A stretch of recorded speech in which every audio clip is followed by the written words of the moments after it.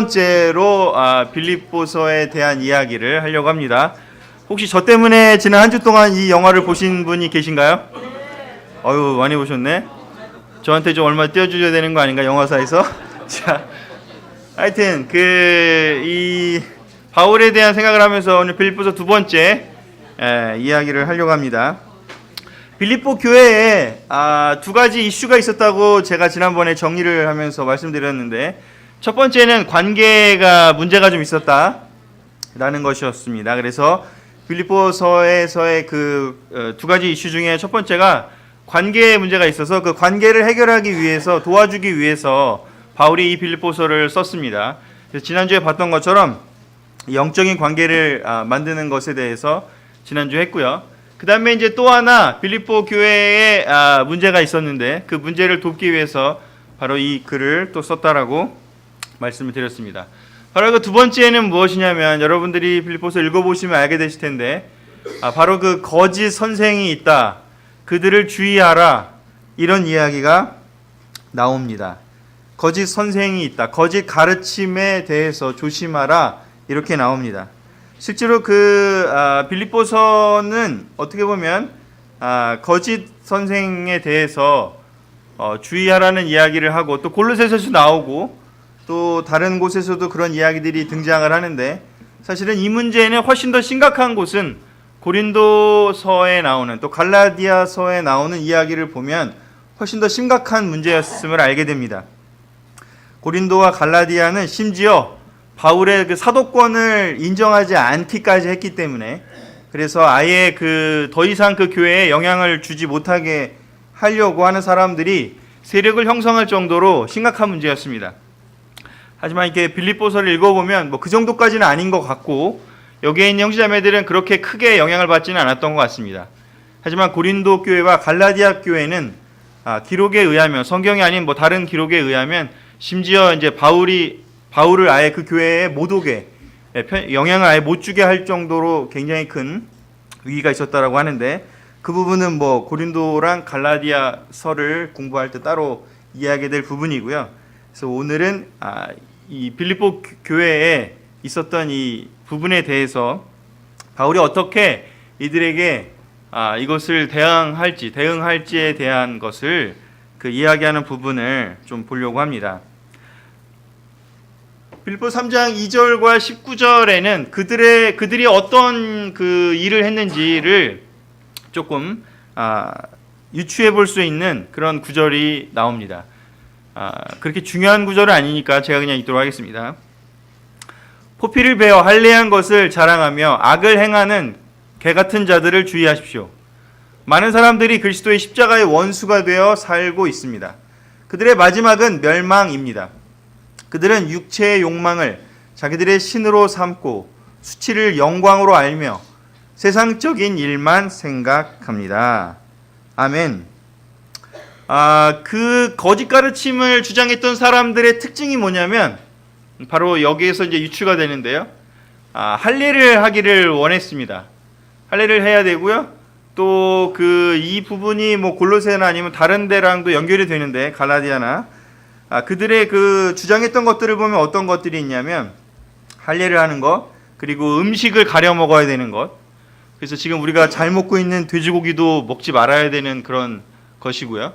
여러 가지 그런 음식법을, 구약의 음식법을 이렇게 준수하기를 또 원했습니다. 그리고 또한 절기를 지키기를 원했고, 그 절기를 지키지 않으면 안 된다고 이야기를 했습니다.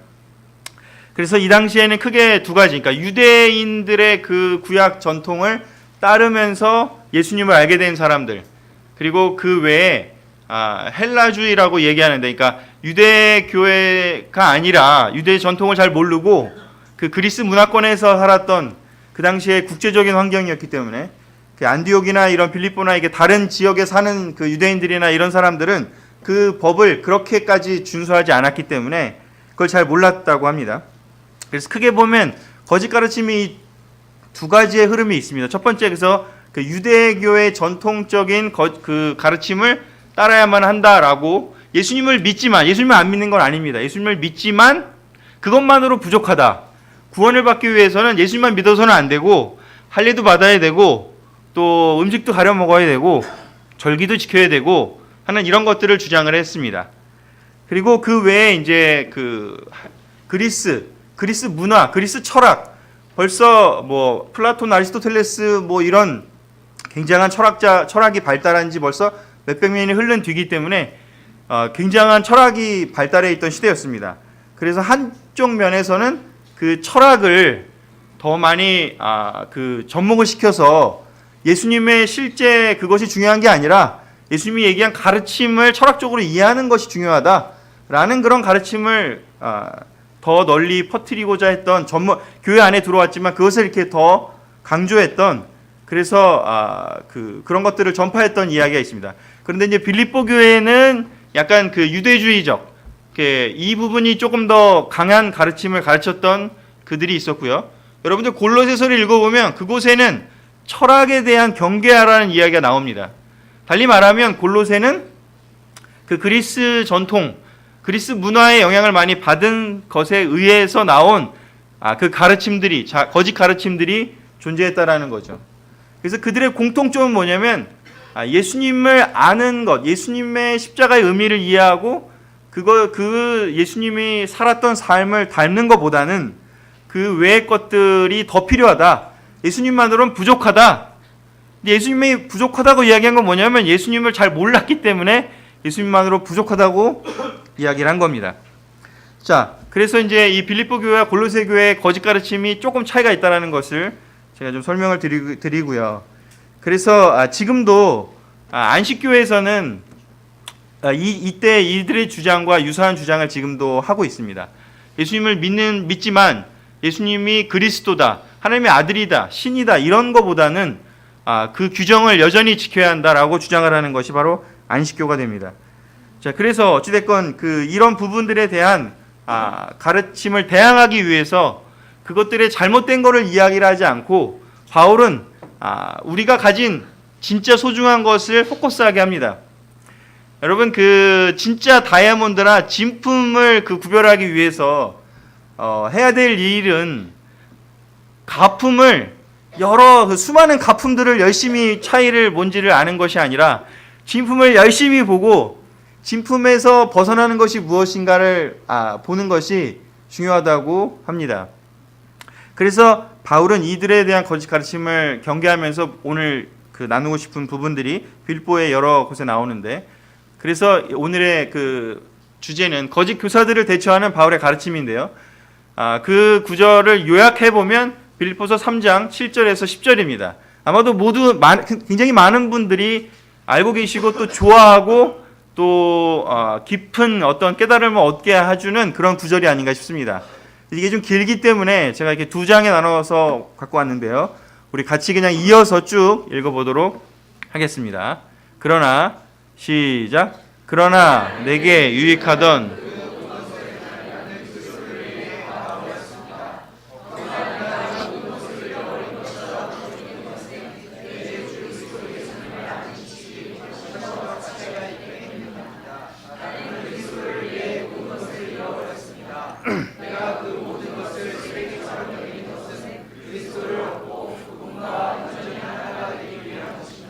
이어서 읽겠습니다. 이제 시작. 이제 나는 율법을 지켜서 내 스스로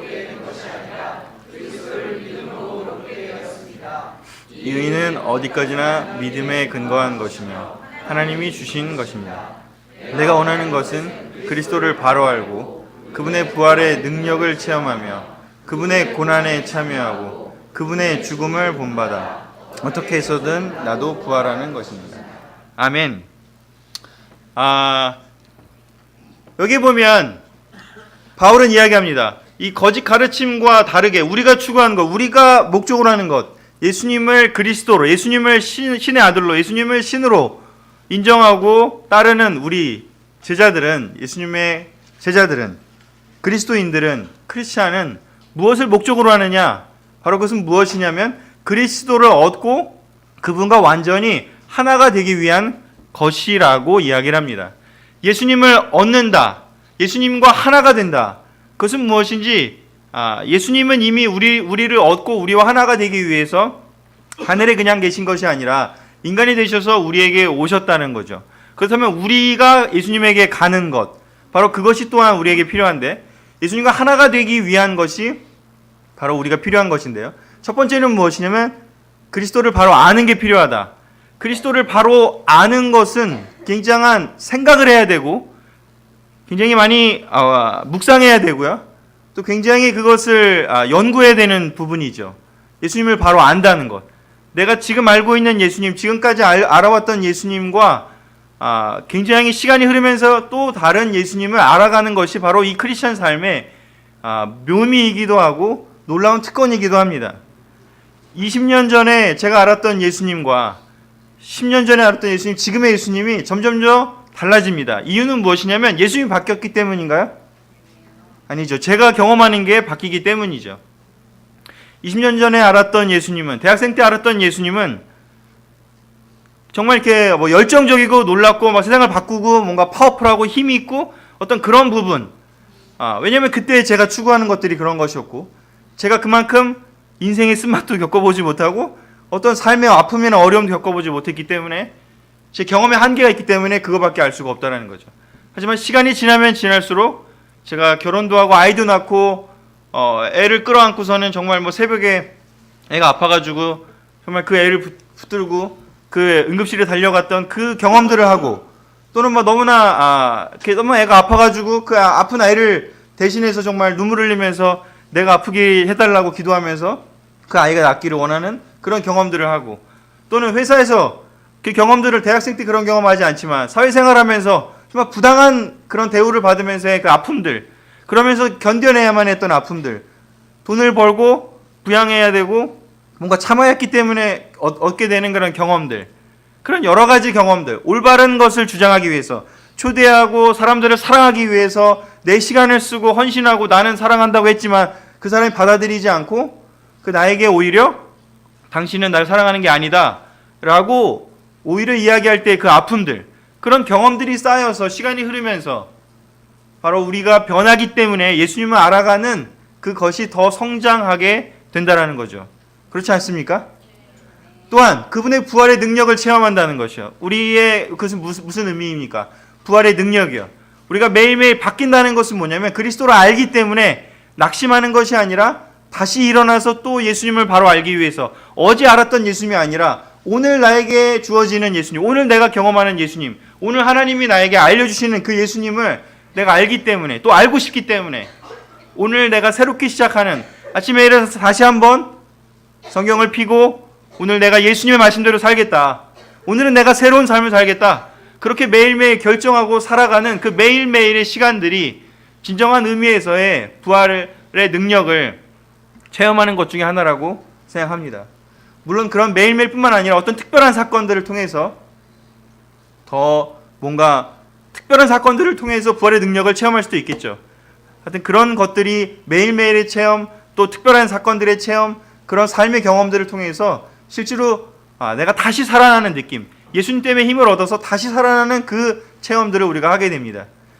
그럼에도 불구하고 꺾이지 않는다는 거죠. 아픔이 있고 힘듦이 있고 낙심하고 하나님을 부정하고 하나님이 이제 내가 다시 하고 싶지 않아요 라고 이렇게 떠나가는 것이 아니라 다시 살아나는 것이, 그럼에도 불구하고 하나님께 다시 나아가는 것, 그것이 바로 부활의 능력이지 않을까 싶습니다.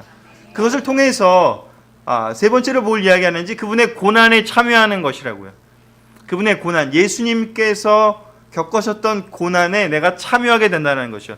근데 이 고난은요, 세상 삶을 그냥 살 때 오는 수많은 고난들이 또 존재하지 않습니까? 먹고 사는 것 자체가 사실 고난이기도 하고 힘든 일이기도 하잖아요. 하지만 여기서 얘기하는 고난은 그런 인간의 고난이 아니라 예수님의 고난을 의미하겠죠. 다른 사람들을 사랑하기 위해서 마음을 쏟고 기도를 하고 또한 이렇게 시간을 들이고 돈을 쓰고, 사실 우리가 그렇게 많이 사랑하기 위해서 노력하지 않습니까? 그럴 때 겪게 되는 고난을 이야기하는 거죠. 세상에서는 하지 않는 고난이겠죠. 세상에서는 어떤 고난이 대부분의 고난인지, 내가 뭔가 더 잘 나가기 위한 고난이겠죠. 더 많이 공부하고 더 많이 뭔가 자격증을 따고 더 많이 어떤 권력을 얻고 더 많이 뭔가 일을 해서 더 많은 성과를 내는 그런 것들을 고난이라고 할지 모르겠지만, 예수님의 고난은 사람들을 사랑하기 위해서 그 마음을 쓰고 시간을 쓰고 애를 쓰는데 그럼에도 불구하고 내가 드린 그 마음보다 돌아오지 않을 때 겪게 되는 그 고난을 이야기하는 거죠. 특별히 아마 틴을 키우시는 부모님들을 더 많이 느끼실 겁니다. 그리고 또한 이렇게 누군가를 사랑하기 위해서 애를 쓰는 사람이라면 더 많이 느낄 겁니다. 하지만 그 고난을 참여하지 않고 있다면 그 삶은 진정한 그리스도인의 삶에 다가갈 수 없다라는 걸 또한 이야기합니다. 그리고 그 뒤에 나오는 것들에 다가갈 수 없다는 걸 이야기합니다. 우리가 여기에 계신 뭐 좀 이렇게 크리스찬 삶을 오래 사신 분들은 아마도 굉장히 너무 많이 사랑하기 위해서 애를 많이 쓰시는 시간들이 있었을 겁니다. 초대하기 위해서 낯선 사람에게 거절당하는 그런 고난들이 있었을 것이고, 정말 이렇게 사람들을 사랑하기 위해서, 누군가를 이렇게 디사이플링하기 위해서, 누군가를 정말 격려하기 위해서 갔는데 그 반대의 그 대응을, 그 반대의 반응을 얻었을 때에 얻는 것들. 그래서 결국은 어디까지 가는지, 그분의 죽음까지 본받아서 어떻게 해서든 나도 부활하는 것이라고요. 이 마지막 그분의 부활에, 죽음을 본받아 부활하는 것은 궁극적으로 우리가 진짜 이 세상을 마감하고 종말론적으로 이 세상에서의 죽음을 끝나고 궁극적인 부활, 세상의 삶을 마감한 부활, 그것을 이야기하는 것도 있겠지만 바로 그 전에 우리의 삶에서의 그러한 우리가 정말 죽는 것 같은 느낌, 우리가 정말 이렇게 이게 이제만 끝난 것 같은 느낌, 이렇게 사랑했는데 이게 뭐냐, 나에게 남는 건 아무것도 없다, 모든 것이 다 죽어버린 것 같은 느낌, 그 느낌까지도 갈 수 있다는 거죠. 근데 그것을 경험하게 되면 우리가 얻게 되는 게 무엇인지 앞에 나오는 것이죠. 무엇을 얻는다고요? 그리스도를 얻게 된다고요. 이것들을 통해서 우리가 얻게 되는 건요, 그리스도를 얻게 되는 거라고요. 모두가 다 천국에 가고 우리가 믿음을 지키면 하나나라 가겠지만 그리스도를 얻는 정도, 그리스도와 하나가 된 정도는 너무나 다를 것입니다. 우리가 이런 그 그리스도를 알고 부활의 능력을 체험하고 고난에 참여하고 그분의 죽음을 본받아서 가게 되는 곳은, 내가 변화되는 곳은 그 나의 변화가 되는데, 그 변화는 정말 얼마나 사랑하기 위해서 살았느냐에 따라서 그 사람의 성숙도라든가 그 사람의 그리스도를 아는, 그리스도와 하나가 된 정도는 다를 것이라는 겁니다. 하나님은 우리랑 원하는 건 다른 거 없습니다. 우리랑 너무나 교제하기를 원하십니다. 근데 그 하나님은 거룩하신 분이지 않습니까? 성경에 많은 구절에 이런 구절이 있습니다. 거룩하지 않으면 하나님을 볼 수 없다고, 하나님 만날 수 없다고. 우리가 이런 예수님과 하나 되고 예수님의 고난에 참여하고 예수님의 죽음을 본받는 이 과정을 통해서 내가 거룩해지는 거잖아요. 연단되는 거잖아요. 그럼에도 불구하고 더 사랑하려고 하는, 아무것도 없는 것 같은데 남는 건 결국은 사람이 아니라, 다른 어떤 사람들이 아니라 하나님이라는 것, 예수님이라는 것, 예수님을 더 알게 되는 것, 그것들을 통해서 결국은 하나님이, 예수님과 깊은 교제를 갖게 될 수 있다는 거죠. 이게 비밀인데요, 이게 정말 진짜 바울이 얘기하고 싶은 거였어요. 왜냐하면 바울은 그 맛을 봤거든요. 왜냐하면 사람들을 정말 도와주기 위해서 너무나 많이 노력했잖아요. 교회를 세우기 위해서, 한 사람을 사랑하기 위해서 계속해서 자기 자신을 내던졌잖아요. 육체적인 고통도 당하고요, 감옥에 갇히기도 하고요, 40대의 매를 몇 번씩 맞았다고 하고, 또 사람들로부터 바울은 진짜 사도가 아니야, 가짜야, 저 사람은 예수님한테 직접 배운 적도 없어, 베드로보다 못해, 저 사람 말 듣지 마 라고 하는 이야기를 고린도 교회, 갈라디아 교회에서 들었고요. 그리고 다른 많은 곳에서 바울에 대해서 의심하는 이야기들을 수없이 들었던 사람입니다. 자기가 그렇게 사랑하려고 했는데 그 고린도서에 그런 말이 나오죠. 여러분 정말 이렇게 예전에는 나한테 눈이라도 뽑아서 주려고 했는데 이제 여러분 왜 이렇게 된 거냐, 왜 나를 이렇게 미워하냐 라고 할 정도의 배신감을 경험을 했던 바울입니다. 그런 것들을 통해서 바울이 점점점 알게 되는 것은, 사람들을 사랑하는 것은 그것을 통해서 얻는 것이 목적이 아니라 결국 예수님이 원하는 건 무엇인지, 예수님과 깊은 교제를 나눌 수 있는 사람이 되게 해주는 것이구나를 깨달았기 때문에 이 감옥에 갇히는 시점에서 빌립보 교회의 이야기를 하는 것이 바로 이 부분이 아닐까 싶습니다. 그래서 이 부분까지는 이 부분을 하기 위해서 한 얘기는 아니고 오늘의 바울이 얘기하고 싶은 것은 이것인데, 그래서 이 주제 그리스도를 본받는 삶을 여러분들 모두가 저는 다 이미 알고 있고, 제가 지난번에 우리의 관계, 영적인 관계를 갖기 위해서 목적이 똑같아야 한다고 하지 않았습니까? 그 목적이 바로 무엇인지 그리스도를 어떻게든 알고 그분을 본받아 그분과 하나가 되는 것, 이것이 우리의 목적이라는 것을 여러분들 모두 다 알고 있고 확신하고 있고 다 가지고 있다고 저는 믿습니다. 아멘. 그렇기 때문에 여기서 이것은 마감하고 더 깊게 나가지 않고요. 이미 그렇다 치고 우리가 그렇다면 우리가 어떤 삶의 태도를 가지고 살아야 하는지에 대해서, 그래서 끝나야 될 것 같은데 다시 시작하는 느낌이죠. 그래서 세 가지, 뒤에는 좀 어떻게 보면 좀 라이트한 이야기예요. 여러분의 목적이 무엇인지 제가 상기시켜드리는 시간이었다고 생각합니다. 전반부는. 여러분 그 목적 가지고 계시죠? 네. 여러분의 목적 다른 거 아니잖아요. 세상에서 뭐 얻고 막 대단한 어떤 변화가 이런 것이 아니라 예수님과 하나 되는 게 목적이죠? 네. 그 목적이 하나면요, 바이브톡이 하나 될 수 있고요, 부부가 하나가 될 수 있고요, 모두가 다 하나가 될 수 있고 교회도 하나가 될 수 있습니다. 그리스도를 본받기를 원하는 그 마음을 가진 분들이라면 어떻게 살아야 하는지, 첫 번째, 예수님이 마련하신 상을 기대하라는 것입니다. 예수님이 마련하신 상은 아까도 이야기했지만 바로 무슨 상인지 빌립보서 3장 21절에 다시 한번 바울이 설명하고 있습니다. 그분이 오시면 우리가 읽겠습니다. 그분이 오시면 시작.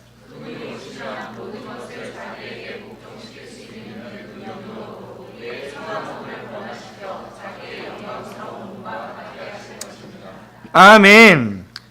예수님이 마련하신 상은 무엇이냐? 첫 번째로요, 우리가 하늘나라에서 얻게 되는 바로 그 부분입니다. 우리가 예수님처럼 영광스러운 몸으로 변할 거라고 이야기하고 있습니다. 여러분들 지금의 이 몸이 아니라 영광스러운 몸으로, 예수님이 부활했을 때 도마가 만졌던 만져보고 예수님을 느꼈던 그 몸으로 예수님 변하셨지 않습니까? 예수님의 부활이 바로 우리가 그렇게 변할 거를 이야기해 주십니다. 그 몸은 다시 태어나는 이런 몸이 아니라 도마가 만졌던 몸, 그 부활하신 예수님을 실제로 봤던 그 사람들만이 봤던 몸이에요. 우리는 알 수 없어요. 하지만 그 몸으로 다시 변해서 우리가 다시 부활할 걸 이야기하고 있습니다. 이건 굉장히 궁극적인 것이고 최종적인 것이고 종말론적인 변화를 이야기를 합니다. 하지만 그 부분은 우리가 직접 경험하는 것은 우리가 정말 죽거나 아니면 죽고서 부활하거나 아니면 정말 우리가 죽기 전에 재림 예수님이 오시던가 둘 중에 하나이기 때문에 더 이야기하는 것은 큰 의미가 없다고 생각해서, 두 번째, 그렇다면 이 세상의 삶에서 우리의 성품이 변화해가는 것을 이야기합니다.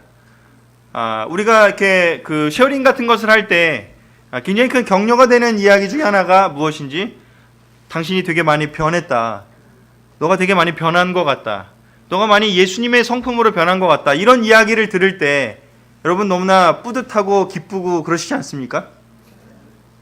아니면은 앞으로 더 변해야 되는데 그냥 해주는 얘기 같다, 이런 느낌 받으시나요? 둘 다 좋은 느낌이죠. 하지만 궁극적으로 우리가 그렇게 놀라운 것은 우리의 목적은 예수님과 하나 되려고 애를 쓰는 거죠. 근데 놀랍게 그 변화는 무엇이냐면 우리의 성품이 그렇게 예수님의 영광스러운 몸, 예수님의 영광스러운 캐릭터, 신적인 성품으로 변화한다는 것이죠. 그 자체를 목적으로 한다면 세상과 다를 게 없어요.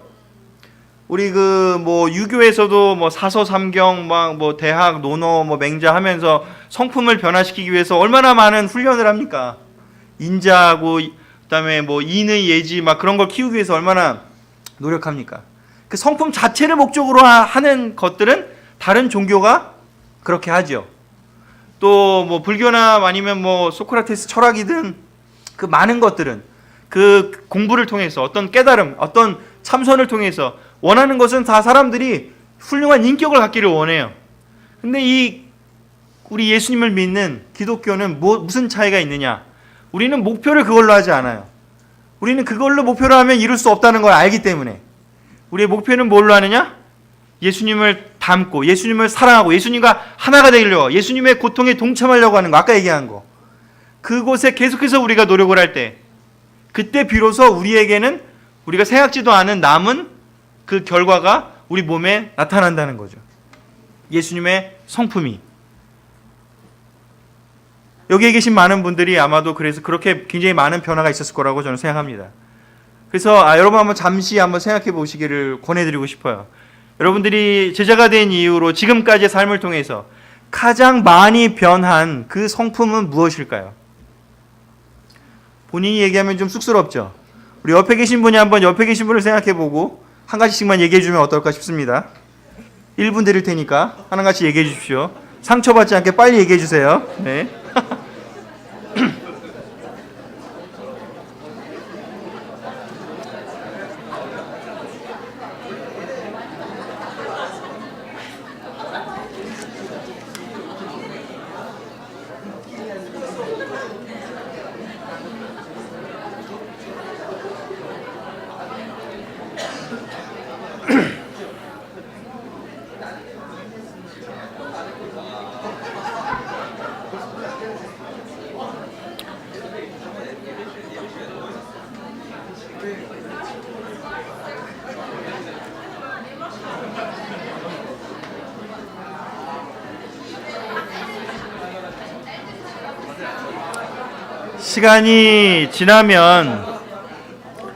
시간이 지나서 한참의 시간이 지나서 우리가 돌아보면 자기 자신을 사실 잘 못 느껴요. 사실은 내가 얼마나 변했는지. 그리고 우리는 계속해서 예수님을 닮아가려는 목적을 하기 때문에 예수님을 바라보고 있으면요, 우리가 뭐 만족할 수가 있겠습니까? 항상 부족하지. 예수님은 퍼펙트하잖아요. 그래서 예수님을 바라보고 우리가, 그래서 제가 뭐 몇 주 전에도 우리가 같이 주제를 나눴지만 우리의 이름이 제자라고요. 근데 놀라운 건 옆에 있는 사람이 우리를 보고 느낄 수 있다라는 거죠. 우리가 저 사람이 이렇게 변해가는구나. 우리가 예수님을 포커스할수록 그런 변화를 얻게 된다는 것을 다시 한번 우리 생각해보고, 하지만 그것은 순서가 중요하다는 거. 우리가 세상의 철학, 아까 얘기했죠. 거짓 가르침이 뭐냐? 유대인의 어떤 행위를 하는 것에 이게 행위를 하는 건 되게 쉬워요. 예배 오고 예를 들면 뭐 절기 지키고 딱 정해진 대로 하고 마음이 없어도 할 수 있잖아요. 그거 되게 쉬운 거예요, 사실은. 근데 그 사람들은 사실은 쉬운 거를 열심히 하면 그걸 못하는 사람들에게 난 이걸 할 수 있다라고 주장하기 때문에 자기 자신을 드러낼 수 있다는 거죠. 난 이걸 했어. 너무 드러나니까. 하지만 마음의 변화는요, 절대로 자랑할 수가 없어요. 사실은 눈에 보이지도 않고 측정할 수도 없고 너무 어렵잖아요. 그리스 철학 뭐 이런 것도 마찬가지예요. 골로새 교회에 나오는 그런 거짓 가르침도 마찬가지예요. 책을 얼마나 많이 읽고 학위를 얼마나 땄고 나는 이것도 알고 저것도 알고 막 이런 얘기하면은 사실은 더 나은 것 같잖아요. 근데 예수님을 닮는 거는요, 그런 것들이 아니잖아요. 많이 알면 뭐해? 성품이 안 바뀌었는데 무슨 의미가 있습니까? 그 사람과 만났을 때 정말 사랑을 느끼고 그 사람과 만났을 때 예수님한테서 느낄 수 있는 그런 인자함을, 그런 인내함을, 그런 기쁨을, 그런 희망을, 그런 화평을, 그런 선함을 우리가 느낄 수 있는 그것은 어떤 것을 지켰기 때문도 아니고 어떤 것을 알기 때문도 아니라는 거죠. 예수님을 닮아가려고 하는 사람만 얻을 수 있는 것이기 때문에 사실은 실제로 바울이 얘기하는 것은 이것은 굉장히 어려운 것이기 때문에 저들이 안 하려고 하는 거다. 근데 그 사람들은 거꾸로 얘기한다는 거죠. 그거 예수 그리스도를 따라가는 거 그거 별거 아니야. 이거 절기를 지키고 이런 어떤 할례를 받고 이런 걸 하는 게 훨씬 더 어려운 거야. 내가 더 어려운 거래. 이런 이야기를 한다는 거죠. 자, 정리를 하겠습니다. 예수님이 우리에게 주고 싶은 상을 여러분 늘 기억하십시오. 여러분이 변할 겁니다. 여러분에게 남는 것은 돈도 아니고 명예도 아니고 학위도 아니고 지식도 아닐 겁니다. 하지만 중요한 건 여러분에게 주시고 싶은 예수님의 상이 무엇인지를 정확히 기억해야 한다는 거죠. 여러분 자신이 변할 거라는 겁니다. 여러분의 영혼이 변할 거라는 겁니다. 여러분의 성품이 변할 거라는 겁니다. 그것을 믿으십니까? 그것을 추구하십니까? 난 그거 필요 없어. 난 사랑 조금 없어도 되니까 돈이 좀 더 있으면 좋겠어. 그걸 원하실 수도 있어요. 솔직히. 나는 사람들 사랑하는 것보다 조금 그냥 좀 더 편했으면 좋겠어. 이 세상 사는 동안. 그럴지도 모르겠어요. 하지만 하나님은 계속해서 여러분들을 흔드실 거예요. 여러분에게 고난을 줄 수도 있고요. 성공을 줄 수도 있고요. 많은 것들을 통해서 결국은 하나님이 원하는 것은 예수님과 여러분이 닮아가게 하시려는 것이라는 거죠. 그것에 대해서, 그렇게 하시려는 하나님의 태도에 대해서 우리가 받아들여야 될 태도는 그것을 상으로 여기는 것, 그리고 또 한 가지 이 빌립보서 3장 13절에 14절이라고 생각합니다. 형제 여러분, 나는 그것을 이미 얻었다고 생각하지 않습니다. 그러나 한 가지만은 분명히 하고 있습니다. 즉 뒤에 있는 것은 잊어버리고 앞에 있는 것을 잡으려고 그리스도 예수님 안에서 하나님이 위에서 나를 부르신 부름의 상을 얻으려고 목표를 향해 달려가고 있습니다. 아멘. 바울은 이야기합니다. 사람들에게 이야기합니다. 이미 감옥에 갇혔고 이제 굉장히 많은 시간을 열심히 노력을 했어요. 그런데 여전히 한 가지를 더 하고 있대요. 이제 나는 다 했고 난 이제 감옥에 갇혔으니까 아무것도 할 수 있는 게 없어 라고 그냥 어차피 갇힌 김에 좀 쉬자. 제가 군대 갔을 때 그런 생각 좀 했거든요. 이제 아무도 군대 갔으니까 만날 사람도 없고 좀 여기서 좀 쉬다 가야지 했는데, 물론 쉴 수는 없었죠. 계속 일을 시키니까 훈련도 시키고 뭐 작업도 시키고. 그지 명이나? 아멘. 얼마 안 남았다 참아라. 조금만 더. 바울은 그럴 수 있어요. 근데 바울은 이 감옥에서도 무엇을 포커스하고 있냐면, 여전히 내가 앞에 있는 그 그리스도 예수님께서 주신 그 부름의 상을 얻기 위해서, 목표를 얻기 위해서 달려가고 있대요. 그러기 위해서 뭘 하냐면, 그 남는 시간 동안에, 영화 보신 분들은 알겠지만 사람들한테 이야기합니다. 편지 쓸 수 있는 도구를 좀 갖다 달라고. 내가 그동안 느끼고 배운 거를 전해야겠다라고 하면서 그 추운데 끊임없이 그 글을 씁니다. 그래서 빌립보에도 보내고 에베소에도 보내고 골로새에도 보내고 열심히 자기가 할 수 있는 최선을 다하는 거죠. 바울의 이 태도는 자기 자신이 했던 그 마음을 이야기하고 있다 생각이 듭니다. 저는 최근에 뭐 이렇게 우연히 그냥 하다가 제 차를 운전하다가 내비게이션을 보면서 한 가지 그 깨달음을 얻었습니다. 얘는요, 제가 어떻게 하다가 잘못 가요. 뭐 이렇게 전화를 하다거나 아니면 딴 생각하다가 아이고 길 잘못 들었다 그럴 수 있잖아요. 제가 처음에 가라고 한 길로 안 가면요, 그러면 어떻게 하죠? 막 저한테 화내요? 저한테 화 안 내요. 참 그거 되게 신기하더라고요. 제가 한번 어느 날인가 한번은 얘가 알려준 길 말고 내가 생각했던 길로 한번 가보자라고 해갖고 한번 학교 가는 길에 다른 길로 한번 간 적이 있어요. 근데 얘가 참 재밌는 게 여러 번 계속해서 저한테 그날 한번 계속 하는 거예요. 화를 안 내고요, 계속 다른 길을 가르쳐줘요. 그래서 참 신기했어요. 한번 그런 거 느껴보신 적 있죠? 없나? 그래서 제가 생각했어요. 내가 내비게이션처럼 살아야겠다. 얘는 화를 안 낸다. 얘가 나한테 하라고 한 걸 내가 안 했을 때 화를 안 내잖아요. 그래서 저는 깜짝 놀라면서 이게 내비게이션처럼 되는 게 너무 나한테 필요하구나. 왜냐면 제가 그 당시에 그 생각을 왜 했겠어요. 화가 많이 난 상태죠. 뭘 시켰는데 안 하는 거야. 뭘 시켰는데 안 해. 그리고 자꾸 딴 거 하거나 아니면 까먹거나, 그거 시켰어요? 만나서 얘기하면, 그래 내가 한 몇 번 얘기했지 않니? 다시 하자. 그러면서 제가 깨달은 거, 이 바울, 그리고 나서 바울에 보면서 내가 너무나 다르다, 내비게이션과. 물론 제가 사람이니까 그렇겠죠. 쟤는 사람이 아니니까, 감정이 없으니까. 그런데 바울은 감정이 있는 사람임에도 불구하고 예수님의 그 가르침대로 사람들한테 감정적으로 대하지 않고 계속해서 자기가 해야 될 일에 대해서, 그렇게 너 사도가 아니야, 너 내려와, 너는 물 할 자격이 없어라고 할 때도 뭐라고 얘기하는지 빌립보서 1장에 나오죠. 상관없다. 그 사람들이 뭐 좋은 의도로 나쁜 의도로 뭐 그리스도를 전하든 상관없다. 중요한 건 예수 그리스도께서 전해지기만 하면 나는 괜찮다. 거기에 감정적으로 대응하지 않잖아요. 왜냐하면 그게 예수님의 태도니까. 예수님이 십자가 앞에서 어떠셨죠? 네가 하나님의 아들이냐? 침묵으로 대답하셨죠. 빌라도에게 이야기하죠.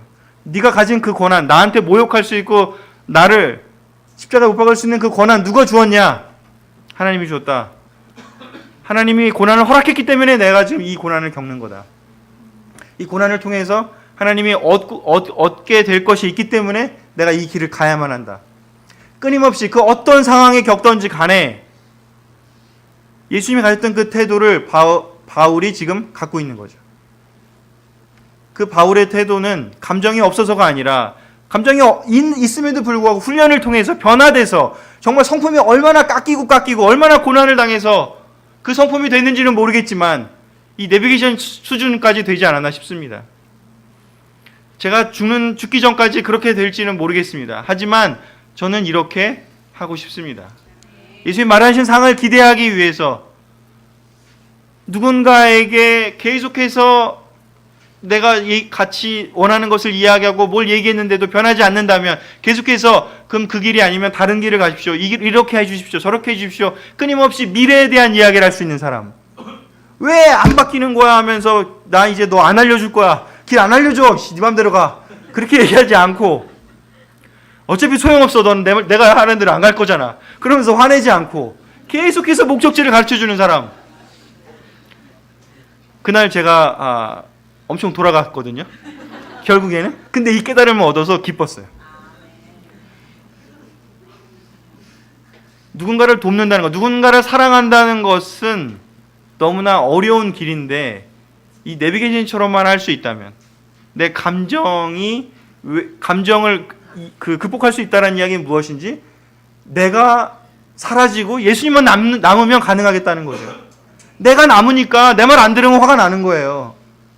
그럴 수도 있는데 내가 전달을 잘못했을 수도 있고 아니면 내 말이 옳은 디렉션이 아닐 수도 있는 거고 아니면 지금 때가 아닌 걸 수도 있고 아니면 제대로 전달이 잘 안 됐을 수도 있는 거니까 다시 얘기하면 또 할 수도 있는 거니까 끊임없이 변할 수 있다. 이 태도는 예수님을 정말 주님으로 모시고 정말 예수님이 나의 가장 목적이라는 것을 제대로 아는 사람만 할 수 있는 일이 아닌가 그 생각이 들었습니다. 두 번째요. 언제나 그리스도를 높이자입니다. 빌립보서 1장 20절 우리 같이 읽겠습니다. 나의 간절한 시작.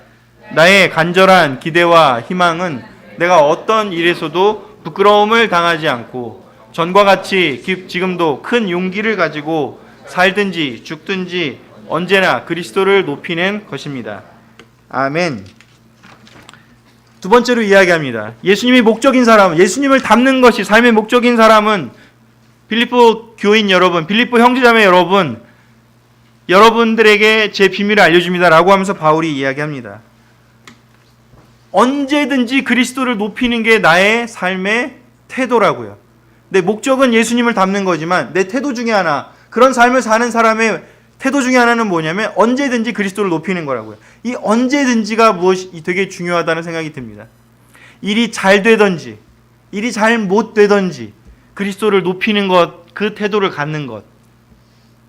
일이 잘 될 때는 내가 기도하고 그것이 이루어지고 내가 원하는 대로 뭐 되고 그러면 예수님을 높이는 거는 누구나 할 수 있어요. 그렇지 않습니까? 하지만 내가 기도했는데도 뭔가 이루어지지 않아. 내가 뭔가 원하고 바랬는데도 이루어지지 않아. 근데 그 원하고 바라는 게 좋은 거예요, 사실은. 그런데 안 이루어지면 또 좌절할 수 있지 않습니까? 근데 바울은 얘기합니다. 언제나 그리스도를 높인다고요. 언제나 그리스도의 뜻이 지금 이루어지고 있구나. 어려움이 올 때 그리스도의 뜻이 이루어지고 있구나. 그럼 그것이 무슨 뜻일까?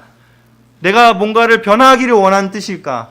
아니면 누군가가 변화하기를 원하는 것일까? 아니면 조금 기다리라는 뜻일까? 예수님의 뜻이 무엇일까? 그거를 생각하는 것이 그리스도를 높이는 태도가 아닐까 싶습니다.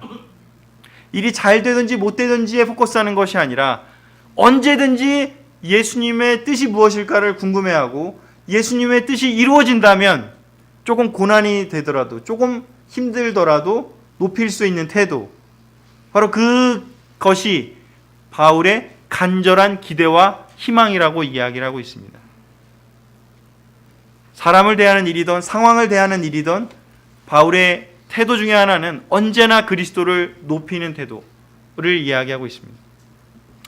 우리가 이 기도를 통해서 그 뒤에 이어져서 바울이 1장 20절 이뿐만 아니라 4장 6절에 그래서 이렇게 또 이야기하고 있습니다.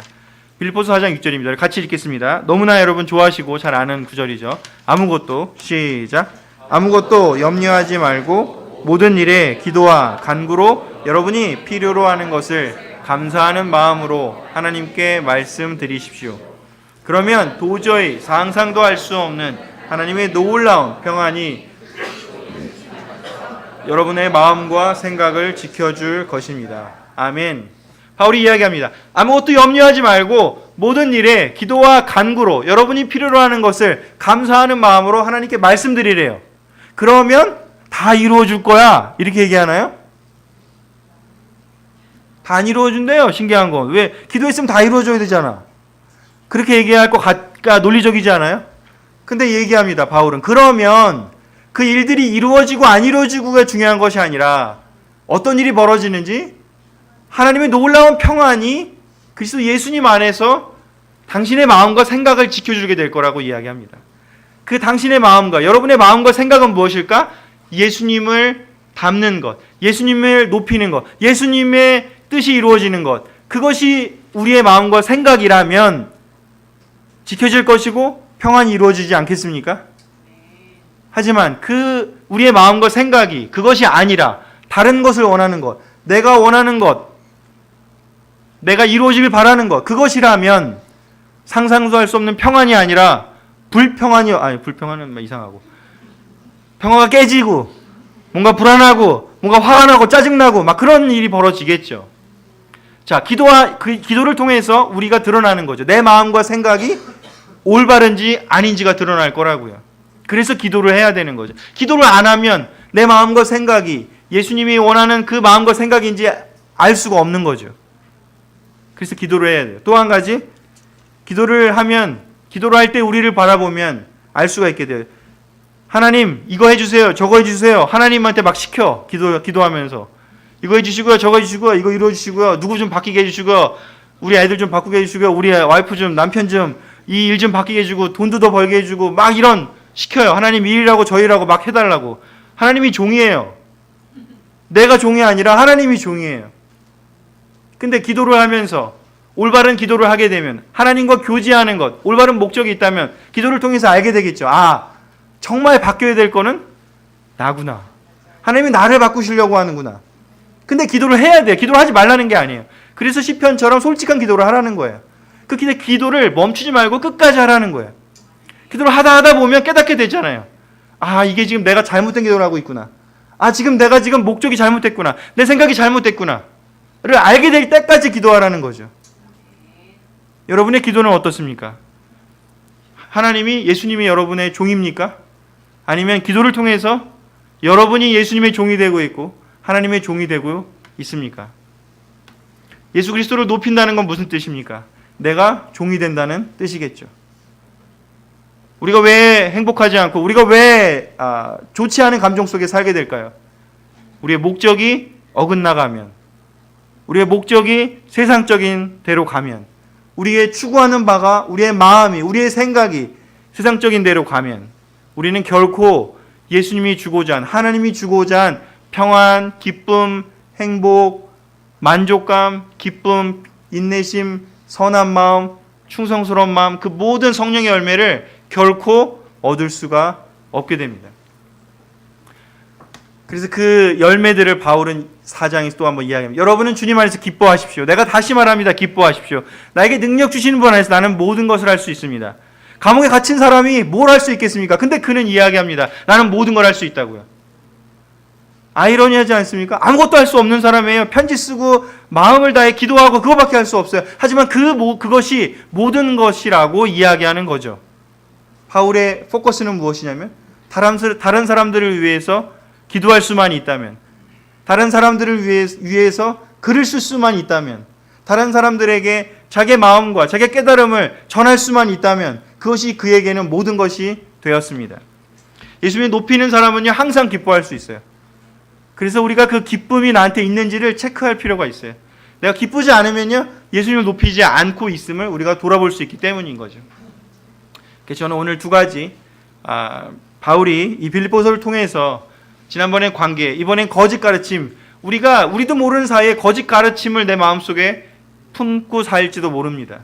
그래서 우리가 바울을 통해서 우리에게 전해준 거짓 가르침을 이겨낼 수 있는 비결, 그것은 무엇인지 우리 삶의 목적이 그리스도를 본받는 것, 그리스도와 하나가 되고 그리스도의 고난에 참여하고 그리스도의 죽음에 부활 참여해서 정말 죽어서 예수님처럼 부활하는 그것을 목표로 하지 않는다면 결코 우리가 기쁨을 얻을 수 없고 결코 우리가 거짓 가르침에서 벗어났다고 할 수 없다라는 것을 이야기하고 싶었다는 생각이 듭니다.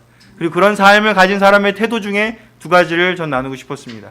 예수님이 말하신 상을 기대하면서 계속해서 뒤에 것을 보지 말고 앞을 향해서 계속해서 변하고자 계속해서 우리 자신을 예수님을 닮는 길에 계속해서 정진하는 것이고요. 두 번째는요, 언제나 어떤 일이 벌어지든 간에 좋은 일이든 나쁜 일이든 지금 상황이 어떻든지 간에 예수님을 높이고 예수님의 종이 되려고 하는 그 태도를 갖는 것이죠.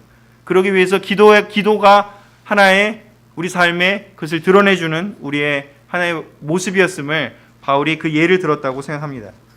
그래서 이 부분에 대해서 우리가 잘 한번 바울을 통해서 빌립보에서 주시는 깨달음을 잘 얻고 깊게 생각하시면서 이번 주 남은 시간들을 또 보내고 우리 일요일 날 기쁘게 만나기를 원하면서 말씀을 마치도록 하겠습니다.